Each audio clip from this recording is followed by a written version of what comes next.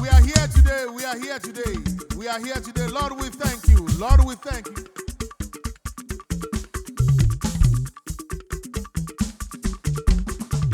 Lord, we thank you. We give you all the glory. We give you all the honor. We give you all adoration. Episode 197 of AlujoHymn Fusion with Segun Oluwayomi. Ẹṣé ayọ̀ yìí.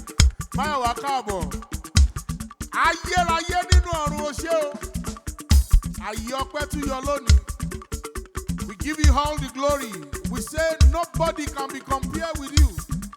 As old as you are, you've never changed. You will never change. You can never change. You are the same yesterday, today, and forever. You can never change. Thank you for who you are. Thank you for what you have been doing. Thank you for what you are set to do today. Thank you for what you will continue to do. Ancient of days, we honor you, we reference you. Thank you for your faithfulness upon our lives. Olúwa ẹ ṣé, Olúwa ẹ ṣé, Olúwa ẹ ṣé, Olúwa ẹ ṣé. Olúwa ẹ ṣé o. A rí àánú gbà, kì í ṣe gbogbo ènìyàn lórí àánú gbà. We obtain your mercy. That is why we can be here today. Thank you, O Lord. Nínú ọ̀wọ́n gógó yìí, ẹ tún tọ́jú wa. Lord, we thank you. In spite of everything that is going on around us, all over the world, you are still faithful to us. In spite of our unfaithfulness to you, you are still very faithful to us. That is why we are returning all the glory, all the honor, all adoration back to you. Because you are God, you are not a man. Olúwa ẹ ṣé, tẹ́ ẹ jẹ́ kí ayé ó gborúkọ yín lẹ́nu wa. Olúwa ẹ ṣé tí ẹ ò jẹ́ kí ayé ó sọ wá di ìdàkúdà. Olúwa ẹ ṣé tí ẹ ò jẹ́ kí ayé ó gba àlàáfíà ara wa lọ. Lord, we worship you. Lord, we thank you. We give you all the glory. We give you all the honor. We give you all adoration. Thank you, Ancient of Days. Thank you, King of Glory. Thank you, the Holy One of Israel. Ẹ̀mí àwọn wòlíì ẹ ṣé. Ẹ̀mí àwọn wòlíì ẹ ṣé. Ẹ̀mí àwọn wòlíì ẹ ṣé. Ọlọ́run Ábúráhámù, Ọlọ́run Áísákì, Ọlọ́run Jákọ́bù ẹ ṣé. Olúwa ẹ ṣé o. Olúwa ẹ ṣé. The God of Abraham, the God of Isaac, the God of Jacob, we thank you. Lord, we honor your holy name. We honor your holy name. Ọlọ́run ìpè, Apostle Joseph Ayọ̀ Babalọ́lá. Ọlọ́run ìpè, Ọláwọlé Ọládìyàn. Ọlọ́run ìpè,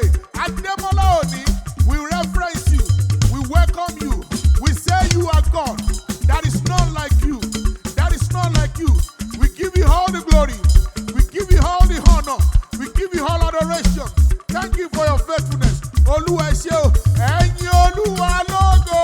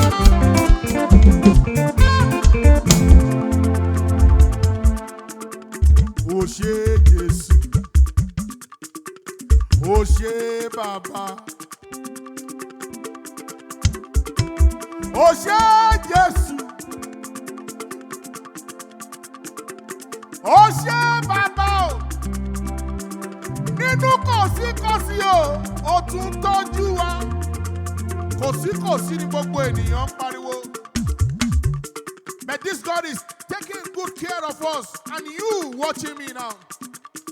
And that is why you need to praise this God all the time. You need to give him all the glory. That is why we've been taking our time to praise him, to honor him. Despite everything we are going through, this God is still very faithful. He's faithful, baby. Mo dúpẹ́ Olúwa pé mo ní ọ láti ìgbà sáyé.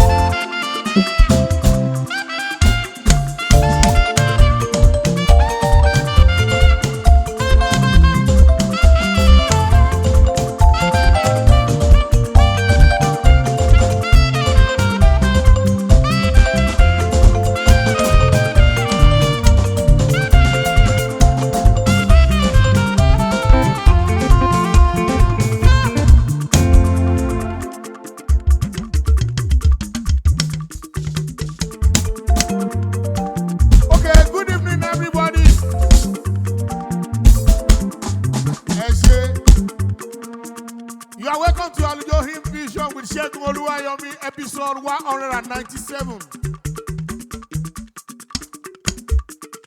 It promises to be a great time tonight because all we know how to do best is to praise God.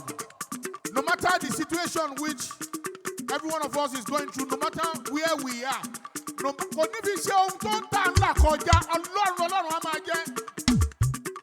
no situation which you are now, God still remains God. He's been God, and He will continue to be God.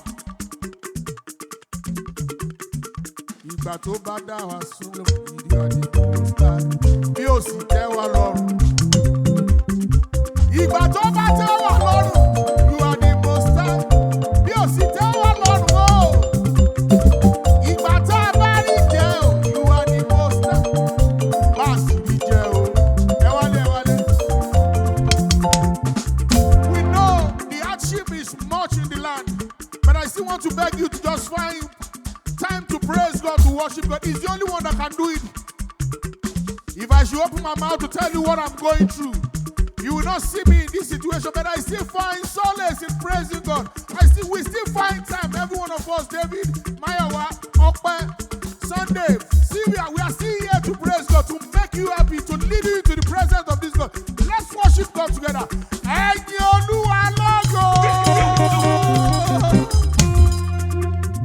Okay, for those of you watching us on Facebook, please share. Facebook, please share. YouTube, invite your friends and family to join us. Mommy, don't you go just I cite you. Hello, TikTok family, God bless you all. Please share to your friends and family. Let's lift our hands to the one that sits on the throne. You don't share it on social media. Olumide John, ẹ bá wa yin Olúwa hallelujah lórí Facebook àbí.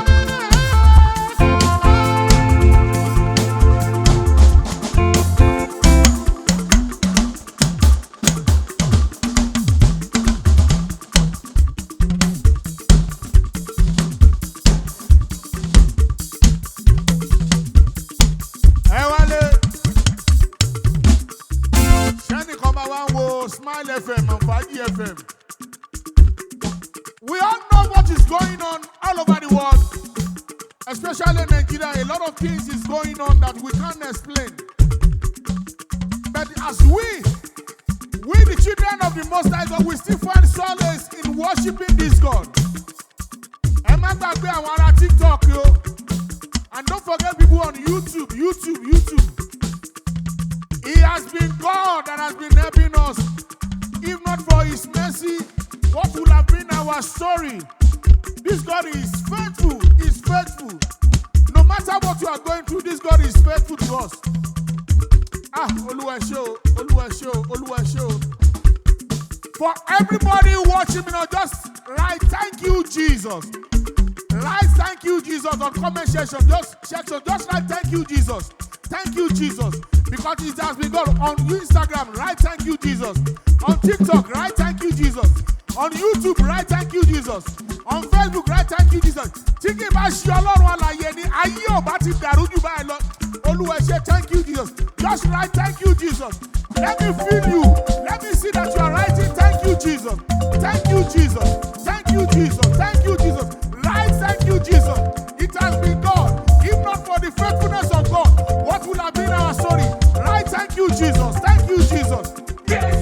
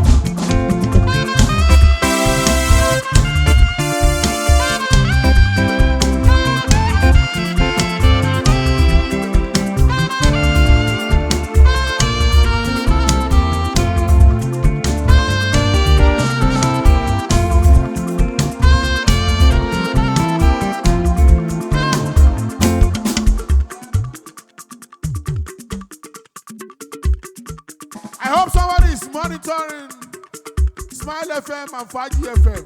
Kí ló ṣe lórí TikTok, YouTube?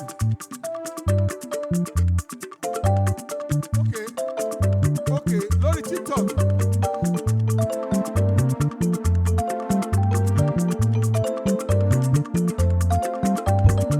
Ayérayé ló ṣe kì í ṣàrà. Thank you, Jesus. Ẹ wọlé.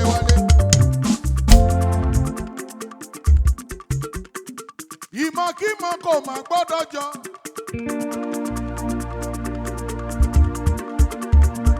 Ètekéte kò lè dúró.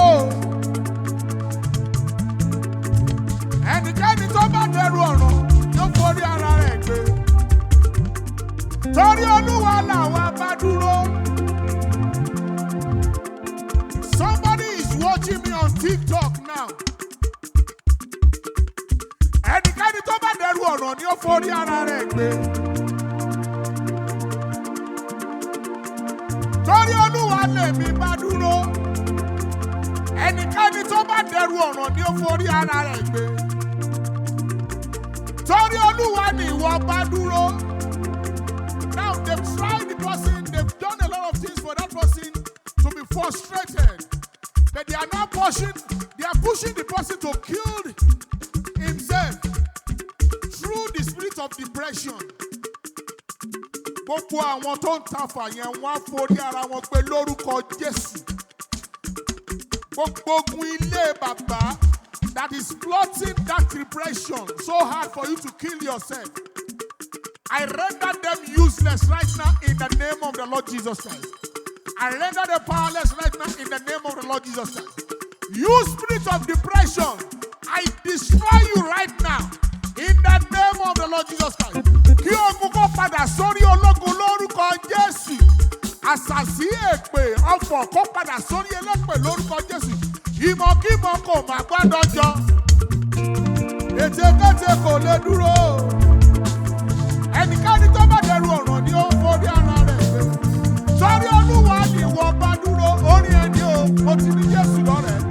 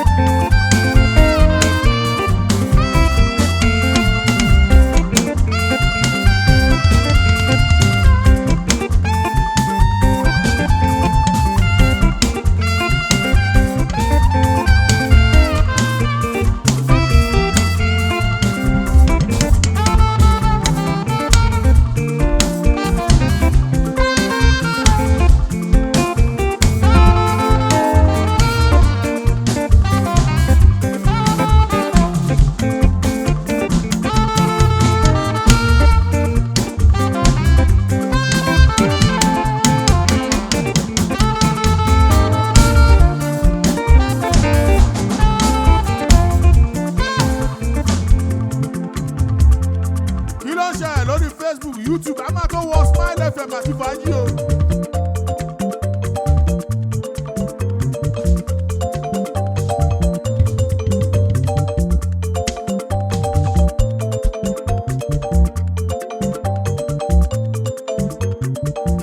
Olórí ìjọ tọ̀run.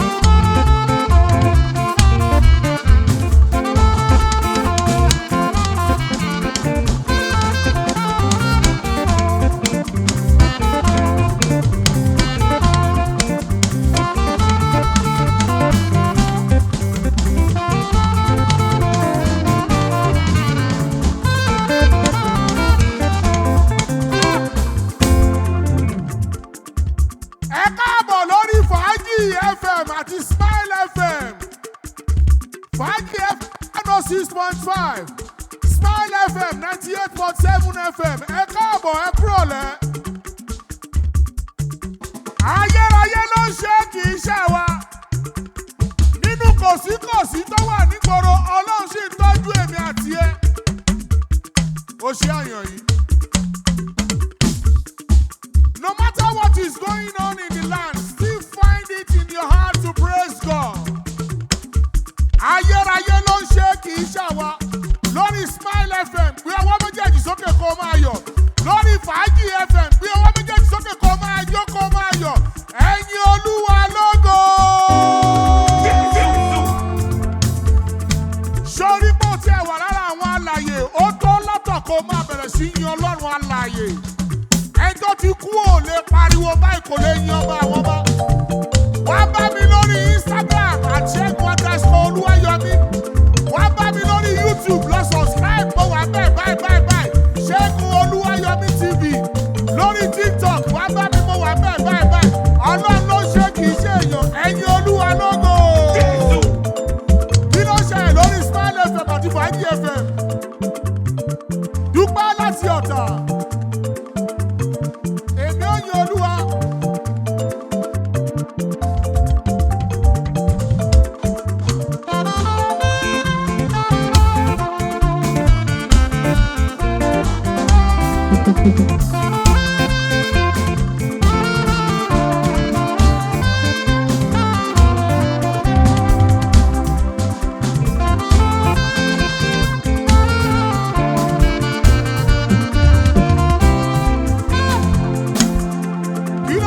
Lórí Fàájì FM àti Smile FM. Bá a sọ bàbá yanjú láti ìdí ìrókò. Ọ̀rẹ́ wo la ní bí Jésù?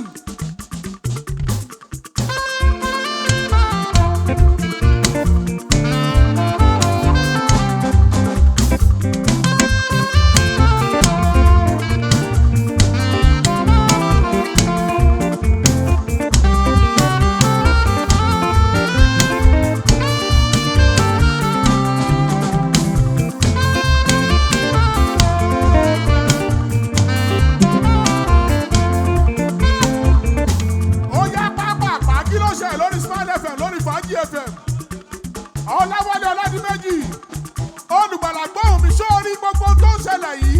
Kẹ́gbẹ́ sí Ọlọ́run Ẹlẹ́dùmarè kó gbóhùn ẹ̀ ayé òde ní kí bákan náà mọ̀ lórúkọ Jésù.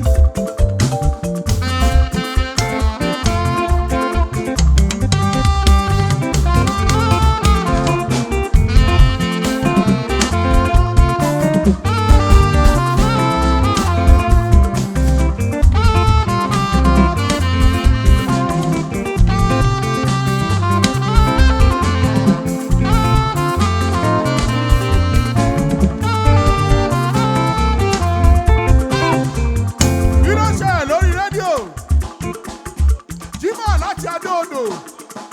Ẹnìkan bẹ tó fẹ́ràn wa tí ò ní jẹ́ kí ìyà jẹ wá bá ṣe ń bá lọ ní Nàìjíríà yìí.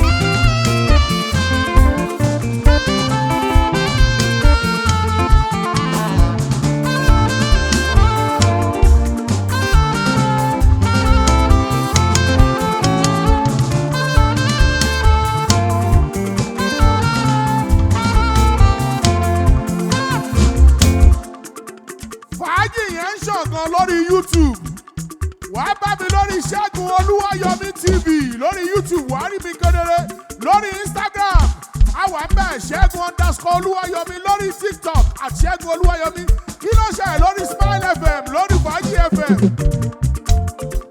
Ìpọ́dọ̀ ọ̀rẹ́ bí Jésù kò sí láyé yìí bẹ́ẹ̀ ni kò sí ẹ tó lè dàbí Jésù Kristi olùgbàlà.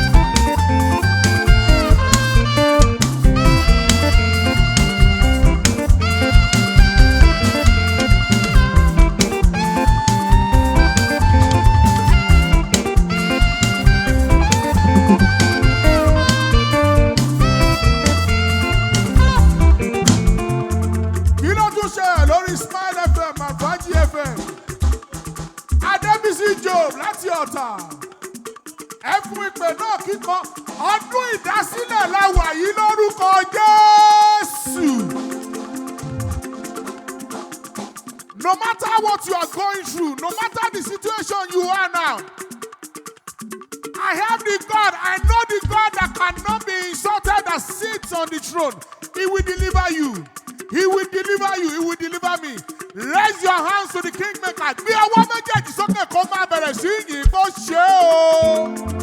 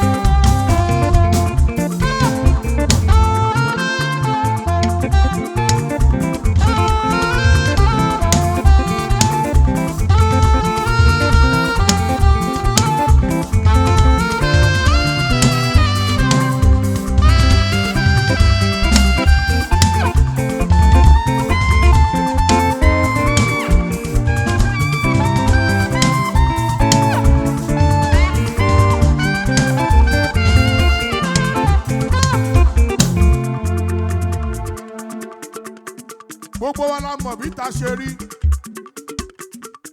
For those of you, gbogbo ẹ̀yin tẹ́ ń gbọ́ mi lórí Fàájì àti Smile FM, ohun tí ò tó ń bọ̀ wá ṣẹ́kù. Ìlú le àmọ̀,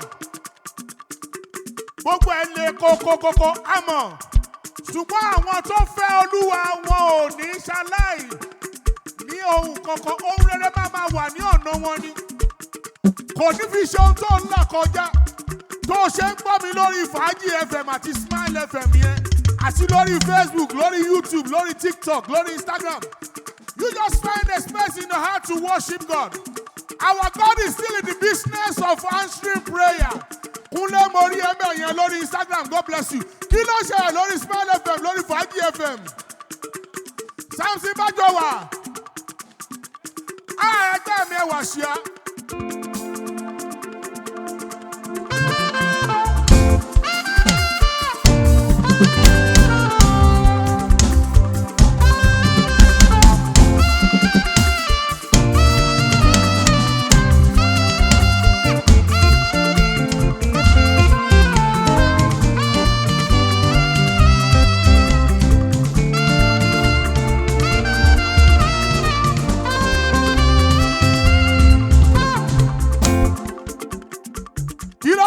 Lórí àwọn rédíò wa tọ̀mí wá láti Lùsádà àfihàn àìlópin.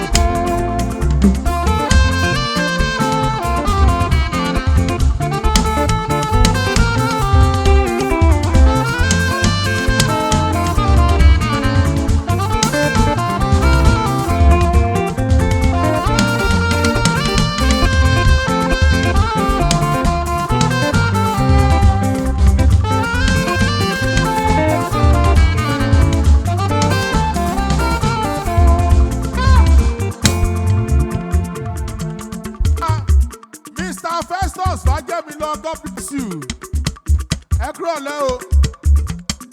Now, what am I preaching to you? What am I telling you? No matter the situation you are going through, kò ní fi ṣe ohun tó ń là kọjá. Ìwọ sì wá àyè láti máa yin Ọlọ́run alààyè. Òun nìkan ló lè tán ìṣòro wa. Bó ronú dọ̀la, ìyẹn ò ní kó tán ìṣòro ayé ẹ. Ṣùgbọ́n tó o bá lè máa yin ọba àwọn ọba tó jẹ́ èmi ni má ṣe bẹ̀rù. Ayérayé ẹ ṣé o. Gbogbo àwọn tí a ti kọ lẹ́tà ikú sí kí oṣù yìí tó parí lórúkọ Jésù. Ìmọ̀ta ò ní ṣẹ lórí yín lórúkọ Jésù. Ìmọ̀kímọ̀ kò má gbọ́dọ̀ jọ. Ètekéte kò lè dúró. Ẹnikẹ́ni tó bá dẹrù ọ̀nà ni ó forí ara rẹ̀ gbé. Torí Olúwa làwọn abádúró kọ́ni yẹn pẹ̀lú mi lórí rédíò. Ìmọ̀kímọ̀ kò má gbọ́dọ̀ jọ. Ètekéte kò lè dúró. Ẹnikẹ́ni tó bá dẹrù ọ̀nà ni ó forí ara rẹ̀ gbé. Torí Olúwa làwọn abádúró. Má gbọ́ lẹ́yìn ọ̀rọ̀ rẹ̀ wípé.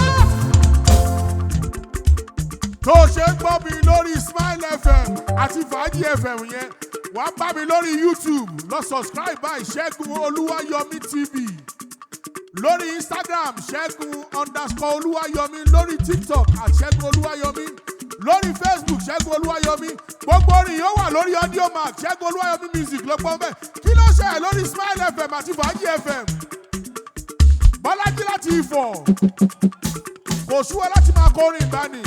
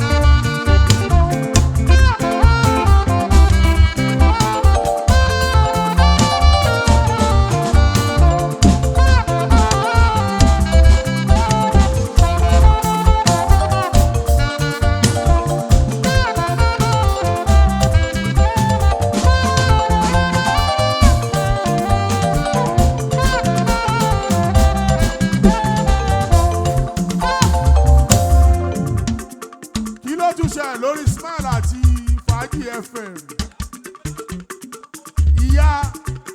ìyá gẹdẹgbẹ láti kò ní fẹ́ wó nípa ìfẹ́ olùgbàlà kì yóò sí kan nínú ọ̀sẹ̀ yìí ohun rẹ̀ tí yóò ṣẹlẹ̀ nínú ayé yín máa ṣẹlẹ̀ lórúkọ Jésù.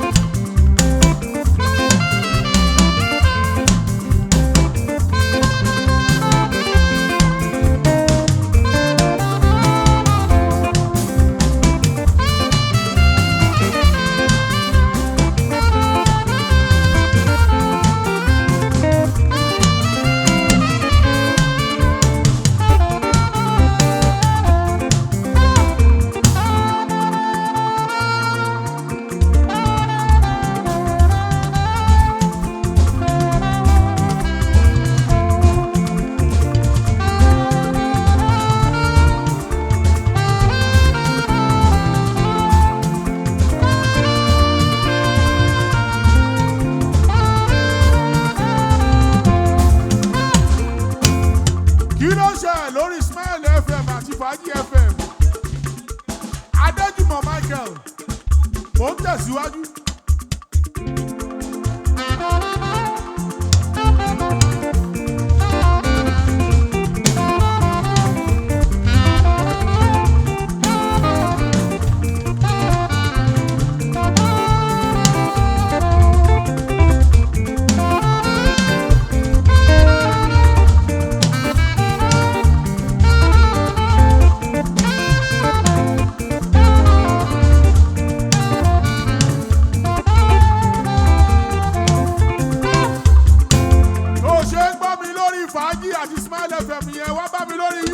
Subscribe Segun Oluwayomi TV lórí YouTube, lórí TikTok at Segun Oluwayomi, lórí Facebook Segun Oluwayomi, lórí Instagram at Segun_Oluwayomi. Ayérayé ló ṣe nínú ọ̀sẹ̀ yìí. Ẹnikẹ́ni tó bá rọbí sí ẹ forí ara ẹ̀ gbé lórúkọ Jésù. Ẹ ṣé o, a ti kúrò lórí fàájì báyìí. Èmi kọ́ ló ṣe o, ọ̀tá mi ló ṣe ra ẹ.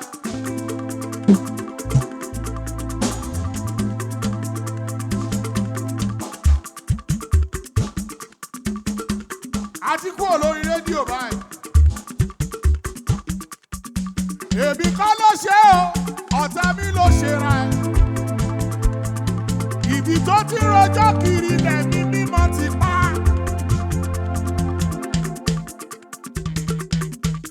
Àyàn àwa kọ́ o. Àwa kọ́ ló ṣe o, ọ̀tá wa ló ṣe ra ẹ.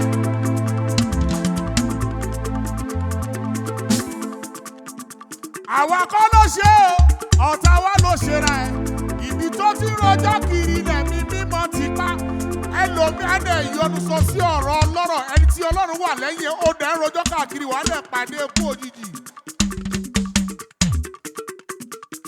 Nítorí pé àwa ń yin Ọlọ́run alààyè, we praise God always. God cannot allow anything to happen to us. Likewise, you worshiping and praising God with me. God cannot allow anything to happen to you. Èmi kọ́ ló ṣe o, ọ̀tá mi ló ṣe ra ẹ. Èmi kọ́ ló ṣe o, ọ̀tá mi ló ṣe ra ẹ. Ibi tó ti rojọ́ kiri lẹ̀mí mímọ́ ti pa. Ẹ wálé.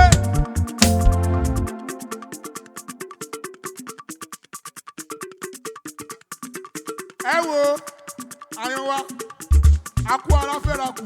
Bá ń fọ́kọ̀sì àyàn Sunday. Àyàn wá ṣe ti bí òkú dé ni. A ṣe lọ sí bàbá wa ni o. Bàbá Yakubu Adédọ̀tun Balógun. Ó ṣe. Ẹ túlù lẹ́ẹ̀kan sí àyàn.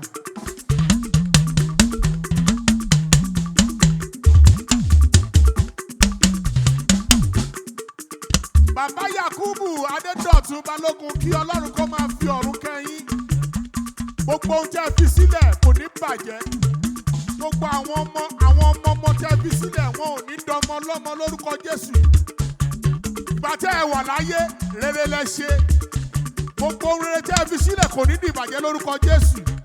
Gbogbo iṣẹ́ rere tẹ́ fi kalẹ̀ fún àwọn ọmọ yín kò ní bàjẹ́ lórúkọ Jésù. Mr. Mayowa, ẹ kú ọ̀ṣẹ̀yìndé bàbá o. Ọmọ náà gbẹ̀yìn yín lórúkọ Jésù. Ẹ ò ní sọkún lórúkọ Jésù. Ẹ̀rù ò bọ́mọ Balógun bẹ́ẹ̀ ni. Ẹ̀rù ò bọ́mọ Balógun. Ká tó máa lọ ẹjẹ́ àforí sí bàbá lọ sọ́run rere.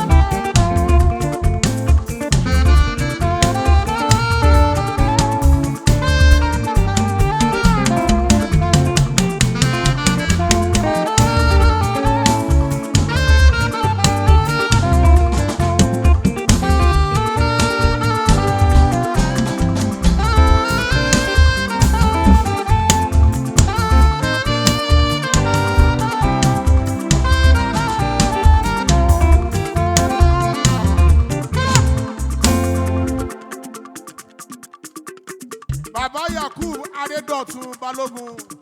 May your gentle soul continue to rest in peace. Gbogbo ohun tí ẹ fi sílẹ̀ kò ní bàjẹ́ lórúkọ Jésù o. Mr. Mayowa, ẹ kú àṣẹyìndé bàbá o. Ọlọ́run á dúró tì yín lórúkọ Jésù. Ẹ wálé ká tó máa lọ. Àwọn èèyàn kí yín níbí o, my condolences. We all know what is going on in the land now. Bẹ̀tọ́ ní pé a jẹ́ ọmọ Ọlọ́run, we will not lack, we will not suffer. Now ask God for one thing. Béèrè ohun kan lọ́wọ́ Ọlọ́run tó fẹ́ kó ṣe between now and next week Sunday. By the time we are doing episode 200, today is episode 197.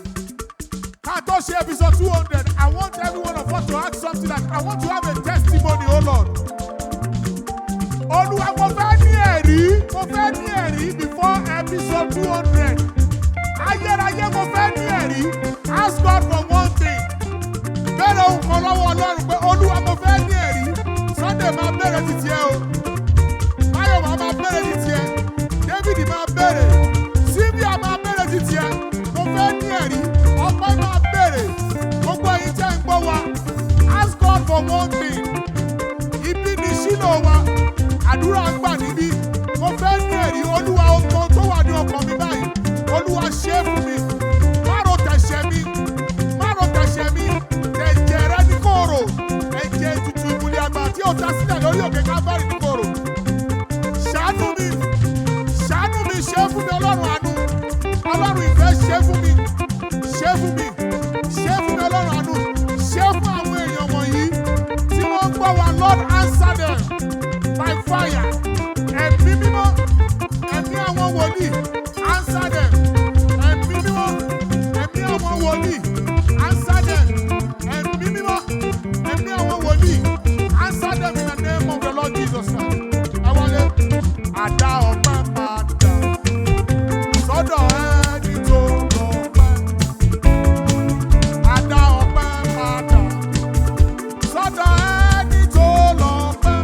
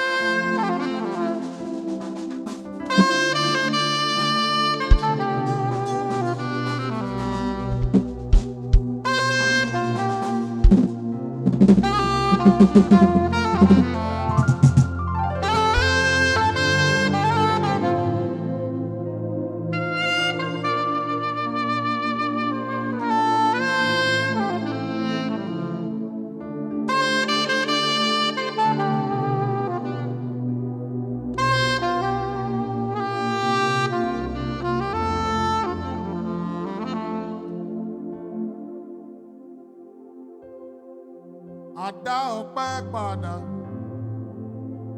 sọ́dọ̀ ẹni tó lọ́pẹ́.